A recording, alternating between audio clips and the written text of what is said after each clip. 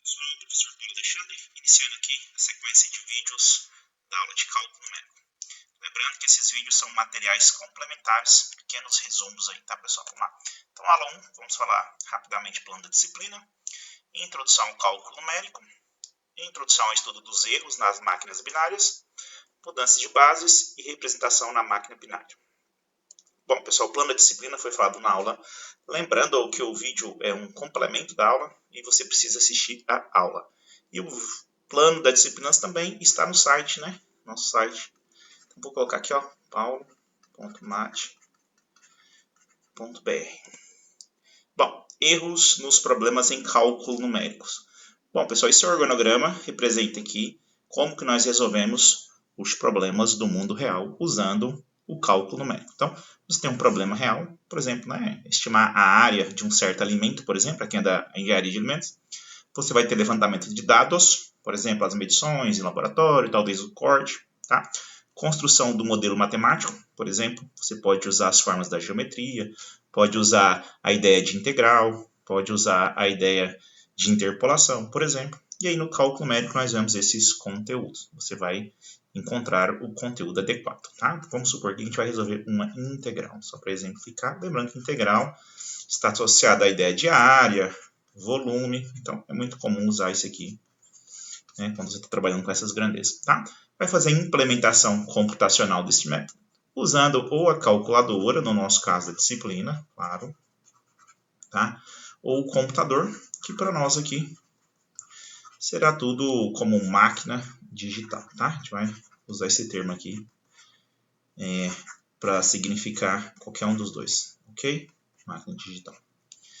E análise dos resultados, tá bom? E aí, se necessário, você volta em um desses pontos aqui e reformula, né, corrige o erro e daí por diante, tá? De maneira bem mais simples esse aqui, né? Tem um problema do mundo real.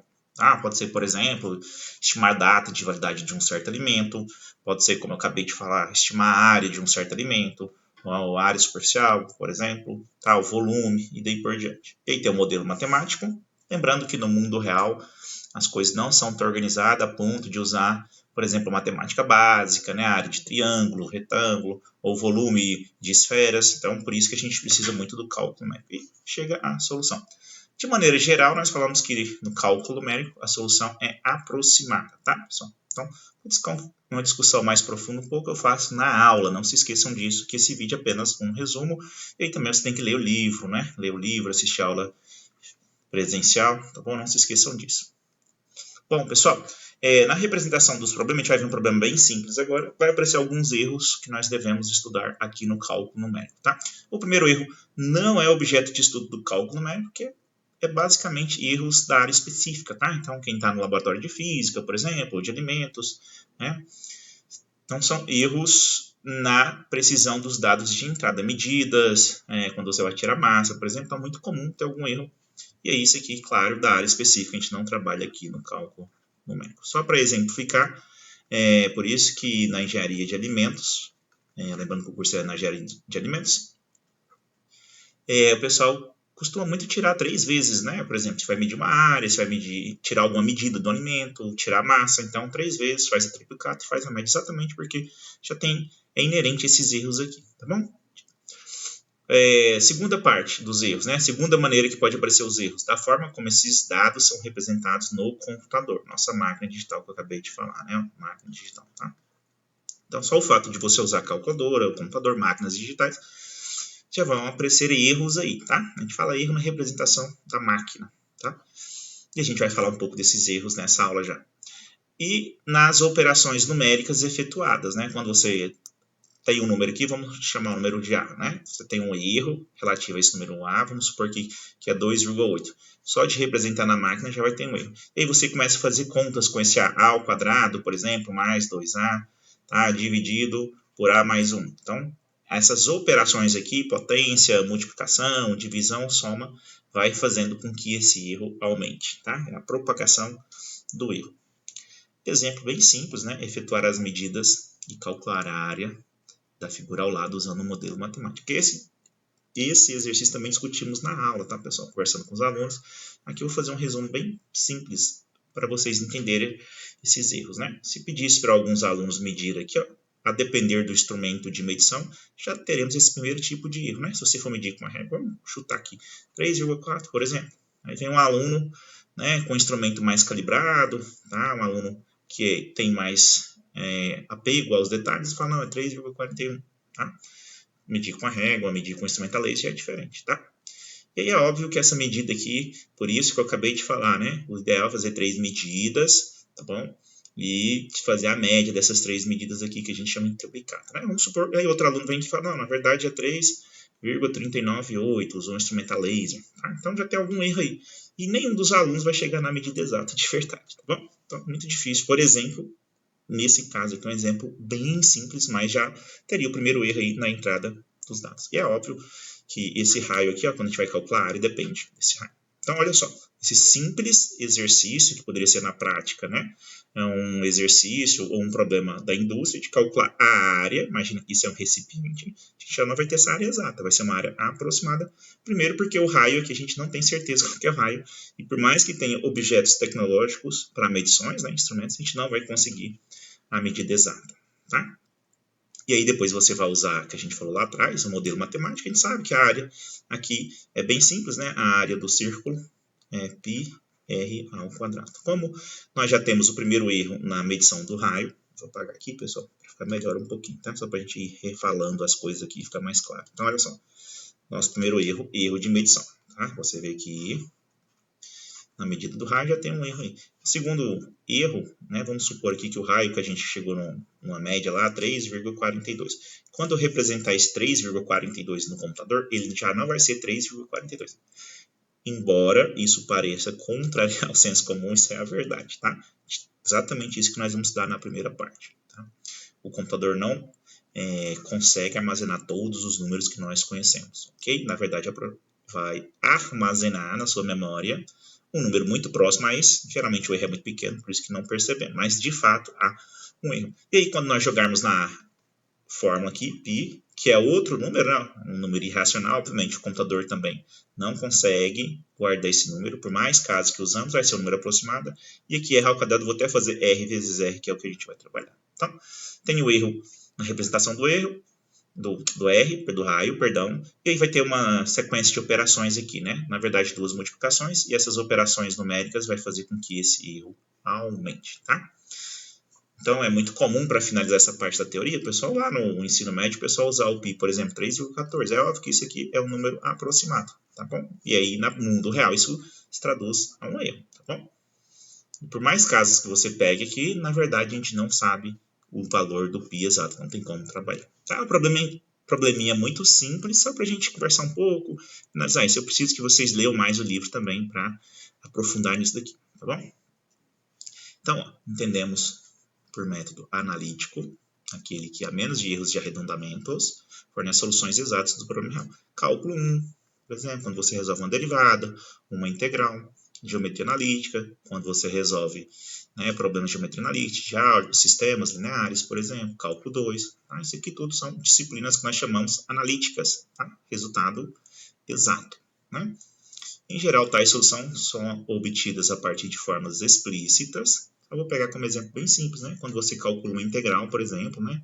De 0 até 2, né? De uma função qualquer. Vou colocar uma função de segundo grau aqui só para exemplificar dx. A gente vai chegar num valor aqui exato, né? Vai chegar num k de constante, vou colocar aqui um valor exato aqui, tá? Não tem erro. Se a gente resolver isso aqui no cálculo 1, por exemplo, né? Ou no cálculo 2, depende onde você estuda integral definida, né? Agora, se você usar o cálculo numérico, a gente vai chegar num valor aproximado, tá? A depender do método que a gente vai usar, a gente vai falar que vai ser um valor aqui, eu vou até chamar de uma outra letra aqui, vamos chamar aqui de um P mais um R, tá? Sempre vai ter esse pequeno erro, tá? Então, resumindo aqui, ó.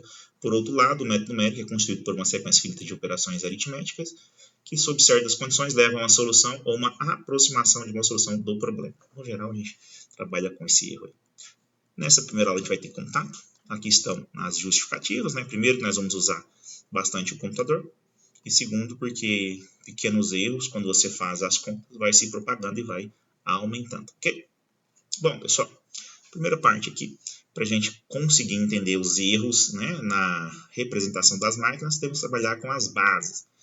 Então, nós temos aqui a base nossa de contagem, né, que nós estudamos, onde os problemas do mundo real, né, moram, base decimal, e o computador trabalha na base binária, só lembrar binária, porque só entende 0 ou 1, né? O 0, lembrando que é um estado, né, de energia, ou sem energia ou com energia, só tem esses dois, né? Vamos supor que é sem energia aqui, ó, né? Sem energia, ou desligado, podem também falar. E aqui com energia, como se fosse um disjuntor, bem simples assim, para entender, tá? O 1 quando tem energia e o 0 quando não tem energia, só isso que o computador entende, tá bom? E aqui nós temos o sistema de representação em qualquer base segue esse padrão. Esse padrão aqui embaixo, ó, que está falando algo que nós já conhecemos, e isso vale para qualquer base, tá? Só pegar o exemplo do 347 você vai entender isso, né? O 7 é exatamente a casa das unidades, a gente aprende lá no começo, né? Ensino fundamental, terceiro ano, quarto ano. Então, por isso que é 10 elevado a 0. O 4, 10 elevado a 1, que é dezena. O 3 representa 300, 10 elevado a 2. De maneira genérica, a gente pode falar que qualquer base funciona assim, né? Os dígitos, aí, A1, A2, A3, AJ menos 1, esses aqui, ó, tá? São os números da base. A base decimal tem 9 números, é isso aqui que está falando B menos 1, de 0, tá bom? E a base binária vai de 0 até 1, então só tem 2, né? Que é o 0 e o próprio 1, tá bom? Então, isso aqui só está falando como que representa a base, algo bem simples que nós já conhecemos. E às vezes o aluno tem muita dificuldade. E aqui nós temos um exemplo na base binária. Vou apagar novamente aqui. Tá? Algo bem simples aqui, pessoal. Então, como que a gente faz? Vai pegar aqui e multiplicar por 2, porque a base é 2, aqui era 10, né? Todos os dígitos multiplicados por 2, e do primeiro é 0, que é o da unidade, e aí você vai aumentando de 1, 2, 3, até o último. Tá bom? Lembrando que é binário, por isso que só aparece 1 e 0. E o computador trabalha nessa base, pessoal. A gente vai ter que mexer com isso. O que nós queremos, pessoal? Já que eu vou trabalhar, nós vamos, né, trabalhar com a máquina, nós temos que saber como essa máquina funciona, né? Pelo menos razoavelmente entender essa teoria, né? O curso de computação, nós temos que ter uma base disso aí, tá? Então, para transformar um número decimal, que é o número que nós contamos, onde moram os problemas do mundo real, por exemplo, 2,6, só para a gente ter um exemplo, tá? O que eu vou fazer? Eu vou transformar a primeira parte inteira em binário e depois a parte decimal. E aí o número final é a junção dessas duas partes aí. Então, o algoritmo é bem simples, a gente faz assim, tá? Toda vez que eu quero converter decimal para binário, vai desse jeito aqui. Obviamente vai depender do número. Se o número só tem a parte inteira, como esses dois exemplos aqui, é muito simples. É só usar o algoritmo da divisão, tá? Começa a dividir por 2 e vai anotando os restos. Ó. Aqui é só os restos. Obviamente, uma divisão por 2 só tem resto 1 ou 0. Por isso que vai dar certinho. Tá? Até chegar no momento que você não consegue mais dividir. E aí você vai pegar de baixo para cima, nesse sentido, vai escrever o número. Tá bom? Então, esse número aqui, ó, 10, 0, 0, 10 na base 2, a gente coloca subíndice, é o mesmo 34. Então, 34 na base 10, né, é igual a esse número aqui na base 2. A mesma coisa com 29. Começa a dividir por 2, ó, toda a vida, até chegar no 1 aqui. E vai pegar os restos da divisão daqui para cá, né? Então, é o algoritmo que a gente já conhece, da divisão, bem simplesinho, tá bom? A única coisa que tem que ter cuidado que é de baixo para cima, né? Às vezes o pessoal pega no sentido contrário. Eu vou chamar a atenção de vocês para outro detalhe aqui. Observe que 34 é par e o número terminou em 0. Então, é bem simples, né? E 29 é um número ímpar e terminou em 1. Como a base binária só tem 0 e 1, então sempre vai funcionar assim. Todo número ímpar termina em 1 e todo número par termina em 0. Tá bom? Aqui nós temos um exemplo de um número decimal, né? Então, o número aqui é 25,4. Como que a gente vai trabalhar com esse número? 25,4 na base 10. Primeira parte, vamos transformar o 25, que a gente acabou de ver, né? A parte inteira, tá certo? Então, deixa eu só pegar a cor de caneta diferente aqui, para ficar mais fácil de ver. Então, transformar a parte inteira aqui, que tá aqui, ó, a gente acabou de ver o mesmo processo, né? Divisão por 2. A única coisa que eu mudei aqui, ó, fiz a mão, para entender, começa dividindo 25 por 2, né? Dá 12 vezes 2, 24, resta 1. Vai colocando os restos aqui, ó. Vai até, no caso aqui, terminaria aqui, ó, porque aqui vai dar 0 e você não tem mais o que fazer. A única diferença é que essa maneira aqui, você tem esse 1 aqui, ó, que está na horizontal e depois pega a diagonal. E aqui, se você seguir esse modelo que eu proponho, que eu acho melhor, tá? Vai dividindo até chegar no 0, e aí você vai pegar só a diagonal que tem aqui, ó, a diagonal, e escreve de baixo para cima. Tá? Então, 25 nós transformamos aqui. Ó. 25 na base 10 é 11,001 na base 2. E lembrando que é ímpar, terminou em 1, belezinha. Tá? E aí o 0,4, que é a parte decimal, a parte após a vírgula, ou ponto, né, no sistema americano, a gente vai multiplicar por 2. 0,4, deixa eu colocar de verde para ficar bem claro aqui para todos. Vou apagar aqui e usar a caneta verde. Então, 0,4 vezes 2, reserva a parte inteira e leva a parte decimal para a próxima conta. 0,8 vezes 2, 1,6. Reserva o 1 e leva o 0,6. 0,6 vezes 2, 1,2. Reserva 1 e daí por diante, né? 0,2 vezes 2. Tá? Você vai perceber que isso você vai fazer a depender do número. Vai acontecer o que aconteceu aqui, ó, 0,8. Observe que aqui eu vou voltar lá no 0,8, vai ficar no loop, né? Não vou sair daqui, ó, porque 0,8 é a mesma coisa que voltar aqui e fazer essas mesmas contas aqui, ó. Tá? Então, isso aqui já é o primeiro problema na representação do número decimal. Olha só, 0,4 no decimal não tem uma representação, tá? Na base binária. Tá aqui, ó. É isso que tá falando, né? Porque o número é como se fosse um número irracional na base binária, pessoal. Tem infinitas casas após a vírgula. E, obviamente, o computador não consegue guardar infinitas casas, né? Ou ele vai guardar 32 ou 64. Tem um número finito de casas que o computador consegue trabalhar, tá bom? Esse é o primeiro motivo que vai dar erro na hora de você representar. Então, olha só que interessante, né? Apesar de não percebermos isso, mas toda vez que a gente faz uma continha bem simples, por exemplo, com essa aqui, que eu vou fazer no alto aqui, ó, do slide, ó, 25,4 com esse número, né? Mas, por exemplo, inventando qualquer número aqui, tá, pessoal? 11,7. Esse número já não vai ser o próprio 25,4 e nem esse vai ser o 11,7. Tem um erro aí já ao usar calculador. Não percebemos porque esse erro é muito pequeno e já sabendo disso, obviamente, né? Os pesquisadores, os cientistas já criam um algoritmo para corrigir esse erro aí. Mas, de fato, há um pequeno erro aí. Tá bom? Voltando ao exercício aqui para finalizar. Então, fizemos o 25 e o 0,4 é só pegar esses primeiros números que nós estamos reservando, né? O 0, 1, 1, 0, 0, tá? E aí, como vai ficar repetindo isso aqui, nós colocamos um tracinho aqui em cima para dizer que essa é a dízima periódica, né? 0, 11, 0 vai ficar repetindo, tá? E o 25,4, obviamente, é a junção dessas duas partes aí, pessoal. Vou apontar aqui bem magenta aqui, ó. Então tá aqui, ó. O 25, parte inteira, e o 4, né, 0, 4, é essa parte aqui com 3 pontinhos aqui que vai continuando. O que acontece é que no computador você vai chegar uma hora que vai ter que esquecer a parte do número, o restante, né? Vamos supor que só consiga guardar 8 casas, só para exemplificar, tá, pessoal? Ou 16, sempre assim, né? 1, 2, 3, 4, 5, 6, 7, 8. Se for 8, daqui para frente vai ter que esquecer, que é o truncamento. Ou vamos arredondar. Mais para frente a gente vai falar um pouquinho disso, tá? Bom, pessoal, a gente já sabe converter, né, o número, por exemplo, 25,4, que está na base 10, para o binário. Agora a gente tem que fazer a volta, né, de binário para decimal. E da mesma maneira a gente vai repartir em duas partes, tá? Primeiro a parte inteira e depois a parte decimal. Vamos ver os exemplos, tá?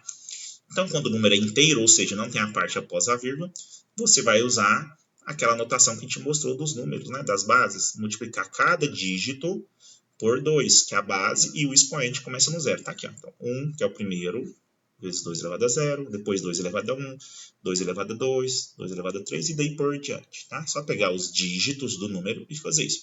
Olha o segundo exemplo. Então, esse, vezes 2, 1 vezes 2, 1 vezes 2, 0 vezes 2, 0 vezes 2, 0 vezes 2. Todos, tá? Vezes 2, e o expoente você vai começar, o primeiro é 0 e vai aumentando de 1 em 1, tá? Que é o que a gente falou, né? Unidade, dezena, centena, unidade de milhar, dezena de milhar, e daí por diante, tá? Usando a calculadora, aqui só fazer a continha, né? Onde essas potências de 2 vai ser aqueles números muito conhecidos na informática, 8, 16, 32, 64, e daí por diante, tá? Então, esse primeiro exemplo aqui, ó, a conclusão é que é 58 na base 10. Ou seja, esse número aqui, ó, 11, 10, 10 na base 2 é igual a 58 na base 10. Então, bastante atenção, pessoal, inclusive na hora de pronunciar os números, né? Então, a gente não pode falar, por exemplo, que esse número aqui é 111.010, porque isso seria na nossa base. Na base 2 não é. Então, geralmente a gente pronuncia os dígitos mesmo, né? Quando nós temos um número com a parte inteira e decimal, nós temos aqui, ó, na base binária, a mesma coisa que nós fizemos na forma decimal, né? Então, vai primeiro transformar a parte inteira, que nós já vimos aqui, tá? E depois a parte decimal. Ou você pode, inclusive, fazer isso junto, pessoal. Isso aqui separado, só para a didática ficar um pouco melhor, tá bom? Então, nós fizemos aqui o que nós já falamos, né? Pega aqui os dígitos 1 vezes 2, 1 vezes 2, 0 vezes 2, 1 vezes 2, e aí começa os expoentes de 0 e vai aumentando. 1, 2, 3. Resolve a continha, então a parte inteira do número deu 13. E a parte decimal é a mesma estratégia, tá? Vai pegar o primeiro dígito, 1 vezes 2, 0 vezes 2, 1 vezes 2, 1 vezes 2. E os expoentes, após a vírgula, são negativos, que é a mesma coisa que fazer a divisão, tá bom? Só lembrar que quando você tem uma potência aqui, né, 2 elevado a menos a, isso é a mesma coisa que 1 sobre 2 elevado a, é o inverso, né? Tá. Então, vai ser 1 sobre 2, 1 sobre 4, 1 sobre 8, 1 sobre 16. E, obviamente, quando tiver zero, você não computa isso daí. Então, tá aqui, ó, 1 vezes 2 elevado a menos 1 é meio. Aí 2 elevado a menos 2 é 1/4, só que vezes 0 dá 0. Elevado a menos 3 é 1/8. Elevado a menos 4, 1 sobre 16. E aí usa a calculadora, tá? Meio mais 1/8 mais 1/16. Então, a parte decimal, a parte quebrada, né, vamos dizer assim, deu 0,6875, tá? E o resultado é só juntar. Então, a parte inteira deu 13, que está aqui, ó, 13, vírgula, e a parte decimal, 68,75. Então, 3,6875. Não usamos aproximação, tá bom, pessoal? E só lembrar de sempre colocar os subíndices, né, para saber se está na base 2, se está na base 10. E outro detalhe, temos outras bases, mas para a nossa disciplina, só essas duas, né, binário e decimal, é suficiente para o que nós queremos, tá? Pessoal, então nós já sabemos assim, já sabemos representar o número da base binária, né, na decimal e vice-versa, né? A gente sabe sair do binário para o decimal e também sabemos voltar. Então, praticamente está quase, né, sabendo como que o computador trabalha, só que a gente vai perceber agora que tem uma coisa a mais, né? Tem uma maneira a mais, uma metodologia para você usar, não só simplesmente converter e fazer a conta como nós fazemos no caderno, na folha, não é bem assim, tá? Então, primeira coisa, a representação do computador, né, as contas todas que o computador faz, a calculadora, a máquina digital, respeita a teoria da aritmética do ponto flutuante. Lembrando que o ponto, para nós, é a vírgula, né? Aqui no Brasil nós usamos a vírgula, tá bom? Então tá aqui, ó. Quando nós temos um número, vamos pegar um número como exemplo aqui, ó, né? Já está em binário, já convertemos, por exemplo, 1101,1011. Então a gente vai deslocar essa vírgula, que lá chama ponto. Então por isso que é ponto flutuante. Flutuar é deslocar. Muito parecido com notação científica que nós já conhecemos. Por isso que está aqui, ó, né? De maneira bem reduzida o ponto. E os dígitos está aqui, ó, né? Que é 1, 0, 1, 0. Vezes a base vai ser 2. É isso que está falando aqui na teoria, né? A base da máquina. T é o número de dígitos da mantissa. Que eu falei para vocês, que pode ser 8, 16, 32, 64. O computador trabalha de 8 em 8, né? 1, né? A gente chama de bit. Ó, isso aqui é da computação, mas a gente tem que saber um pouquinho. O conjunto de 8 bits, né? 8 bits, nós teremos igual a 1 byte, tá? Por isso que é de 8 em 8 que os computadores trabalham, ok? Observação aqui ainda em relação ao erro. Lembrando que a gente quer estudar o erro, né, no cálculo numérico, que vem do erro da máquina, que vem o erro, né, quando você começa a fazer as operações, tá bom? É essa parte que nós estamos falando lá do começo, né? Então, a máquina representa apenas o subconjunto dos números reais. É o que eu acabei de falar, né? Quando eu quero o 25,4, a máquina não tem esse 25,4. Deixa eu só apagar aqui para ficar melhor. Tá? Ela vai trabalhar com um número muito próximo desse 25,4, que vai depender da configuração da máquina, tá, pessoal? Quantos bits ela tem disponível, qual é a configuração dela. A gente vai vendo devagarzinho aqui, simulando isso daí. Mas vai ser um número muito próximo. Por exemplo, né, poderia ser que trabalhasse aqui ó, com 24, 9, ou 8, 9, 7, 5, número próximo, ou mais próximo ainda, tá? Bem próximo mesmo, geralmente. Ou poderia ser um pouco maior, né? 25,00125,3, tá? Números bem próximos aí. Na verdade, mais próximo do que isso aí, ok? Primeira coisa é isso, então. Saber que a gente vai usar a aritmética do ponto flutuante, que é muito parecido com a notação científica que nós conhecemos, tá?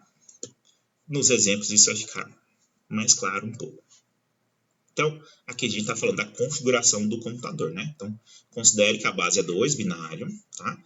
Então, é um exemplo fictício, tá, pessoal? E ele tem t igual a 3, ou seja, sempre vai lembrar disso aqui, ó.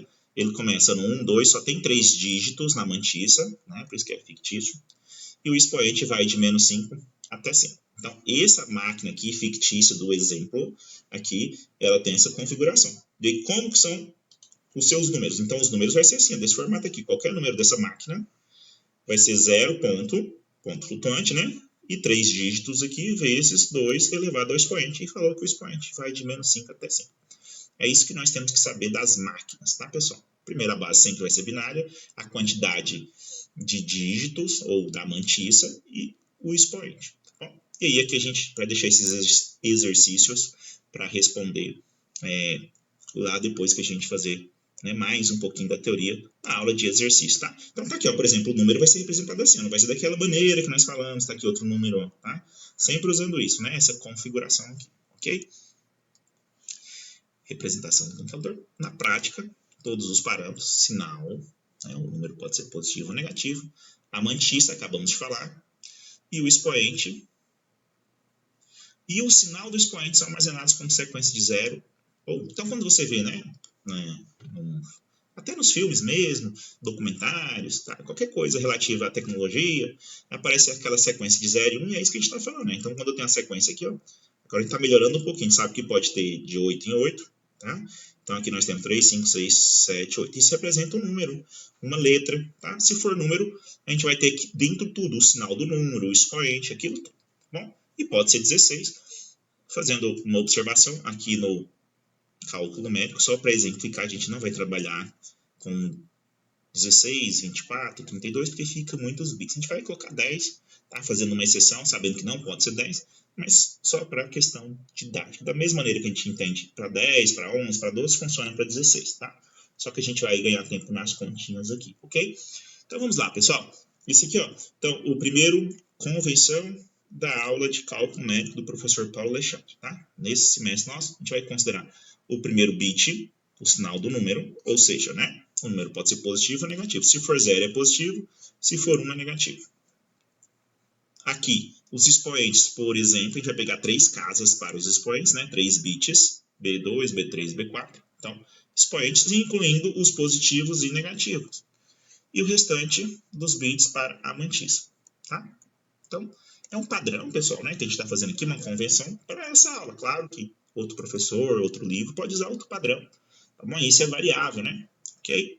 Então, tá aqui, ó, a gente vai representar a barrinha, né, como se fosse a memória do computador. Então, primeiro o sinal, os 3 próximos, o expoente, e o restante, a mantissa. No nosso caso, como são 10 aqui, sobraram 6 dígitos para mantissa. E aí, para o expoente aqui, a gente vai fazer sempre uma tabela, tá bom? Fazendo todas as opções que a gente tem para 3 dígitos, né? Começa no 0, 0, 0, aí vai aumentando de 1, 0, 0, 1, 0, 10, lembrando que está em binário, tá? 0, 11, aqui é como se fosse todo mundo 0, é o 0 mesmo. O 1 em binário é 1 aqui, o 10 é o 2, o 3, só fazer isso, tá, pessoal? Quantas opções nós teremos aqui, né? Quantas possibilidades? Já que eu tenho 3 bits, e cada um pode ser 0, 1, tem 2 opções, então 2 elevado a 3, 8. Então, eu tenho 8 opções aqui, tá? É só fazer essa conta aqui. Se nós tivéssemos 4 bits, só pensar 2 elevado a 4, 16. Então, tá? Como exercício, eu coloquei lá para vocês. Um computador que trabalhasse com essa convenção nossa aqui, só que 4 bits para o expoente, teria 16 possibilidades para os expoentes. Tá? Voltando aqui no nosso caso, a gente sabe que é 8. Vamos concentrar aqui alguns detalhes. O primeiro, que é a combinação de todo mundo 0, underflow. Tá? Já vou explicar isso aqui. E esse aqui, todo mundo 1 é o último, overflow. Tá? Esse aqui é quando a máquina tem um expoente muito grande, maior do que ela pode, e ela vai chamar aqui o overflow. Por exemplo, essa máquina, o maior expoente é 3. Então, se eu fizer uma conta do expoente do resultado for 5, por exemplo, ela vai chamar overflow, vai dar esse resultado. Ou seja, ela não consegue escrever aquele número. E a mesma coisa do underflow, só que é para expoentes muito pequenos, né? Menor do que menos 2, por exemplo, menos 3, menos 4. Bom, então, já a gente vai ver isso na aula lá dos exercícios, no vídeo. A gente vai fazer bastante exemplo, vai ficar mais tranquilo um pouco aqui, tá? Vamos fazer exercício desse aqui agora. só para a gente finalizar a aula aqui, vou fazer um exercício desse aqui, tá bom? Ou dois, vamos ver aqui de acordo com o nosso tempo aqui, deixa eu só ver aqui. Vou fazer um. Vamos fazer o maior número. Então vamos lá, o maior número eu já sei que são 10, então o maior número tem que ser positivo, sempre usando a convenção, tá pessoal? Positivo 0. Então vamos chamar aqui de N, número, né? O maior. Deixa eu colocar a caneta de outra cor aqui, para aparecer melhor um pouco no vídeo aí. Tá, vamos lá então, vou colocar aqui de magenta, tá? Então, vou chamar o número de N, ele vai ser positivo, obviamente. E aí o próximo aqui, ó, vou separar assim de 3, né, que é o expoente, tem que ser o maior expoente, eu vou lá e olho, o maior expoente é 3, só que lembrando que está na máquina, não tem 3 na máquina, é o 110, é uma tabela de conversão. Então 110, toda vez que aparecer 110 no número, já sabe que é o expoente 3, tá? E a próxima, para ser o maior número possível, claro, eu quero o maior, então tem que colocar a maior mantícia possível, que é todo mundo 1, né? Ó, vai contando, aqui nós temos 4, 5, 6, 7, 8, 9, 10. Esse é o número. E vou fechar aqui como se fosse a barrinha aqui representando uma parte da memória do computador, aí, os bits. Tá? Então esse é o maior número. E aí, essa representação aqui, né, na memória do computador. Como que seria a representação na teoria do ponto flutuante? Só pega lá. Então, a gente já sabe que começa com 0 ponto. Vamos voltar lá rapidinho. Né, tá aqui, ó. Acabamos de falar da teoria do ponto flutuante. Tá aqui.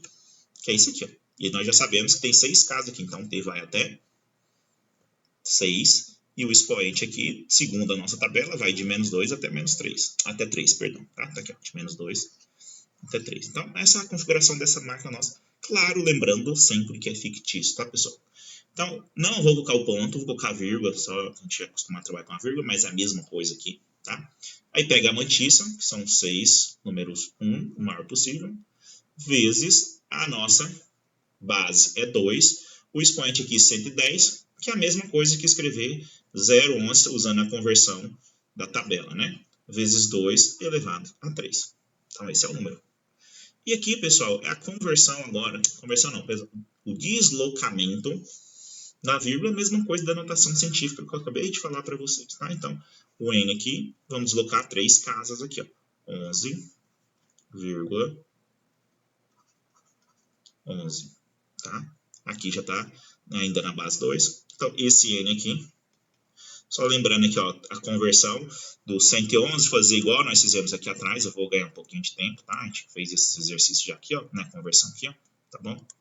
E aí, quando for na hora da prova, da avaliação, é bom praticar isso aqui, né? Alguns já são bem simples, eu vou falando para vocês aqui só para lembrar. O primeiro 1 é 1 mesmo, se fosse 11 é 3, mais esse 1 é 7, tá? São números conhecidos aí. Só lembrar aqui, ó, aqui embaixo, rapidinho, ó, só para ficar bem claro, né? 1 vezes 2, mais 1 vezes 2, mais 1 vezes 2. O primeiro elevado a 0, o outro 1, 2, vai aumentando. Então, aqui vai dar 1, aqui vai dar 2, e aqui vai dar 4, ó. 4 mais 2 mais 1, 7, parte inteira. E a parte decimal, vou aproveitar e fazer aqui, né? 0,11, ó, é meio. Isso aí já ficando mais prático. 1/4 e 1/8, tá? Juntando isso aqui na calculadora, pessoal, vou fazer na minha calculadora mesmo aqui. Lembrando que eu vou fazer uma aula de exercício, a gente vai ter isso aqui com a calculadora online aqui, para ficar mais fácil vocês verem. Mas, fazendo a continha aqui, deu 0,875, então 7,875. Esse é o maior número que a gente pode usar, que pode representar nessa máquina. Então, qualquer conta, qualquer resultado é no máximo isso. Por isso que eu falei, né, que é uma calculadora fictícia, está aqui, né, bem fictícia mesmo, só para a gente entender como que é o processamento, né, como que é a teoria do ponto flutuante. É assim que a máquina trabalha. Obviamente, isso aqui pode mudar, como eu falei, é uma convenção, pessoal. Se eu tivesse mais casos aqui, para finalizar o vídeo, né, no expoente eu poderia tirar a primeira casa para o sinal. Tem várias maneiras de fazer a convenção aqui, tá? Obviamente vai depender se o computador está com 8 bits, 16 ou 32, por exemplo, que é os de hoje, e aí cada um tem sua convenção. Tá? Mas é importante a gente ter uma ideia, falei também no início dessa aula, pelo menos superficial de como funciona, tá bom? E é isso, espero vocês no próximo vídeo da aula de exercício. Até a próxima, pessoal.